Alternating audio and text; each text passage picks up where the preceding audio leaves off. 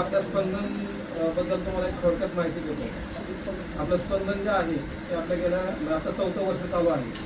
ज्यावेळेस कोरोना काळाची परिस्थिती होती त्या टायमिंगला जे परिस्थिती होती म्हणजे आपलं सत्य पण आपलं राहिलं नव्हतं. तर त्या काळामध्ये आम्हाला जर पुढे माझ्या मिसेसचे माझे थोडेसे विचार चेंज झाले की बाबा आपण समाजासाठी काहीतरी केलं पाहिजे. त्या वेळेला आम्ही होतो गावाकडे जी परिस्थिती होती ती पुण्यातल्यापेक्षाही बिकट होती आणि मी पूर्ण 2 ते 3 महिने आम्ही गावाकडेच राहिलो होतो. तर ते ऊसतोड जी मुलं आहेत, शेतमजुराची जी मुलं आहेत, परत ज्यांच्या शेतकऱ्यांवरती कर्ज झालेलं आहे, ते आत्महत्या शेतकऱ्यांची मुलं आहेत, तर त्या मुलांचं पुढचं भविष्य काय तर त्यांना शिक्षणाच्या प्रवाहात आणण्यासाठी आपण हा उपक्रम सुरुवात केलेली आहे. सर्वात अगोदर करोनाच्या अगोदर आपण आहे ना हे चालू भाजीचा व्यवसाय होता आपला. ते हॉटेलला संपला होता. तो हॉटेल बंद झाल्यामुळे तो व्यवसाय पण बंद झाला होता.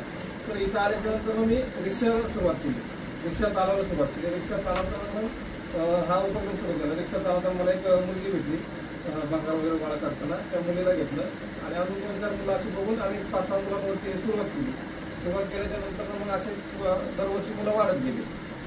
सगळं वाढत गेलं. आता 28 मुलं आहेत आपल्याकडे आणि आता आपल्याकडे जेवढं सगळं आहे ते सगळं आपल्याला तुमच्यासारख्या 200 लोकांनी आपण इथे केलेलं.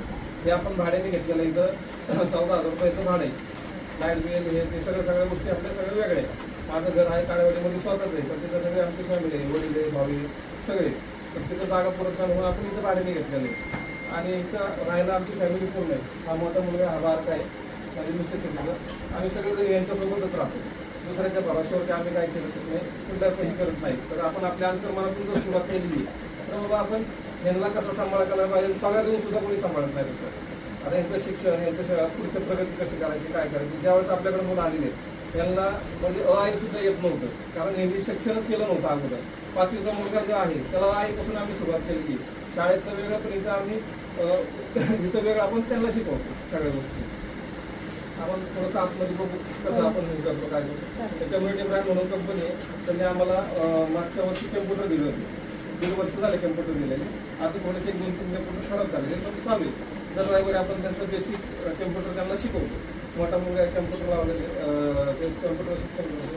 तर हे आपले जोडीदार आहेत आदित्य सर म्हणून आहेत. हे आपल्याला जवळपास 3-2.5 वर्षापासून जुळलेले आहेत संस्थेला. तर ते दर रविवारी येतात, मुलांना सगळ्या ॲक्टिव्हिटीज घेतात. त्यांचे दोन केले काय ते सगळं ॲक्टिव्हिटीज घेतात. मुलांना कसं व्हावं, कसं राहावं, कसं काय करावं ते सगळं ते करतात.